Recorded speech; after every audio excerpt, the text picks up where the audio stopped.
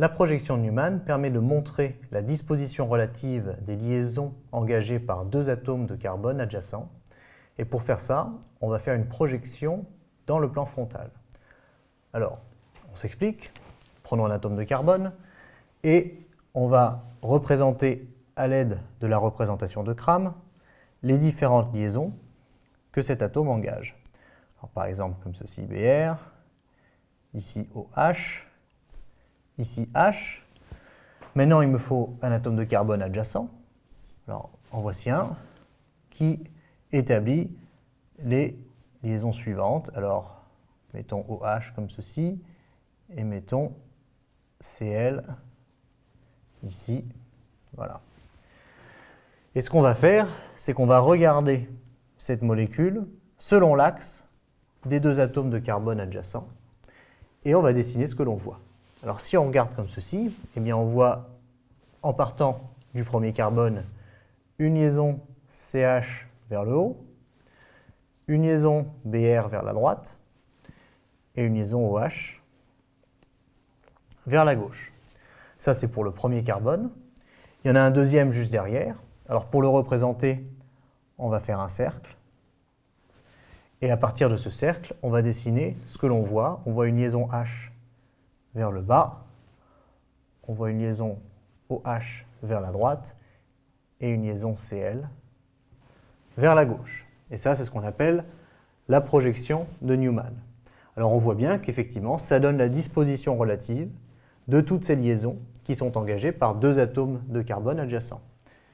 Alors, on peut imaginer que, puisque cette rotation ici est possible et que l'ensemble des substituants peut tourner autour de la liaison, que leur configuration, au lieu d'être comme ceci, opposée à celle du premier carbone, eh bien, soit la même que celle du premier carbone, c'est-à-dire une vers le haut et deux liaisons comme ceci. Dans ce cas-là, pourquoi pas, on peut représenter la même molécule dans une configuration un peu différente. Hop, voilà. OH par exemple ici, Cl vers l'arrière, et H ici. Et bien dans ce cas-là, en changeant de couleur pour voir bien la différence,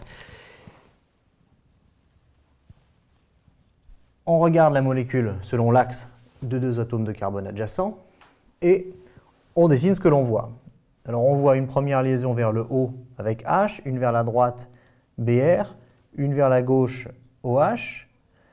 On va avoir ici ce carbone-là qu'on représente par un cercle. Et bien sûr, pour ce carbone-là, on voit une autre liaison H vers le haut, une liaison Cl comme ceci, pardon, Cl est de l'autre côté, puisque Cl rentre dans le plan. Donc ici, c'est OH et pas Cl. Et par contre, effectivement, ici, ce sera Cl.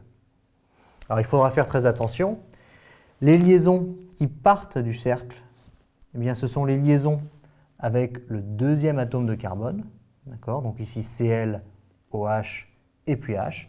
Par contre, les liaisons que l'on voit dans leur intégralité eh bien, sont liées au premier atome de carbone. Et on a bien OH, Br et H.